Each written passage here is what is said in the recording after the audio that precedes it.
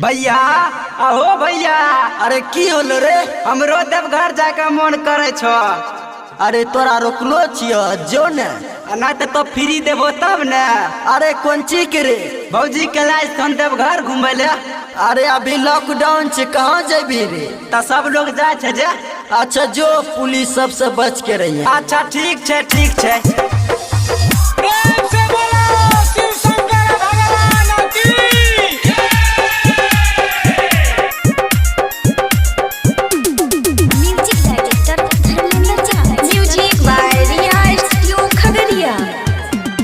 आई गेलै सावन गूंजे देवा घर नगरिया।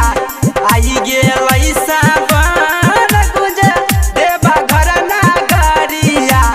पहिले सोमारी हो भैया भौजी करे बदरसनामा। पहिले सोमारी हो भैया भौजी करे बदरसनामा।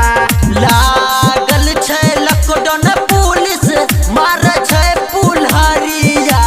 लागल छै लॉकडाउन पुलिस मारे छै पुलहरिया। तो लॉकडाउन खुले दही रे छटका भौजी के ले जाइए संगाबा। तो लॉकडाउन खुले दही रे छटका भौजी के ले जाइए संगाबा।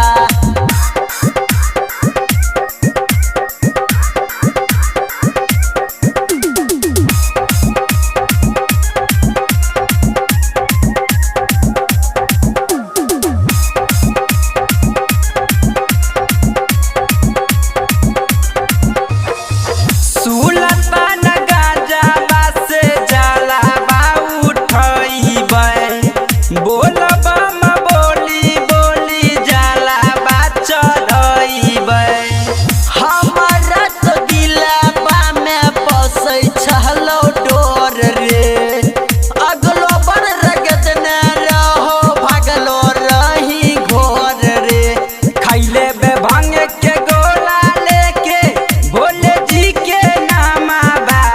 खैले बे भांग के गोला लेके भोले जी के नामाबा। पहिले सोमारी हो भैया भौजी करे बदरसनामा। तो लॉकडाउन खुले दही रे छटका भौजी के ले जाइए संगाबा।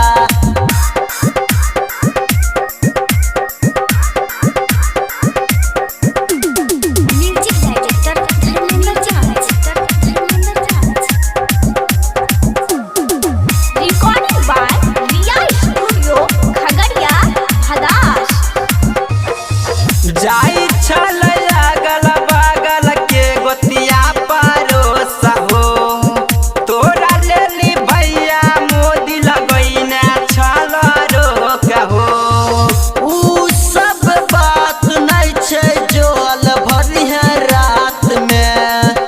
देवर भौजी जलवा चढ़ैया एके साथ में। आ जाई छल मकसूद मनीष मुराद धले बे ओकरे हम संगाबा।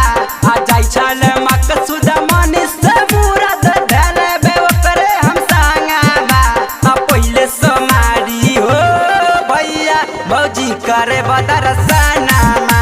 तो लॉकडाउन खुले दही रे छटका भौजी के ले जाइए संगाबा। अगलो बार जाबे दे दियो। अच्छा ठीक छै चल जाइए।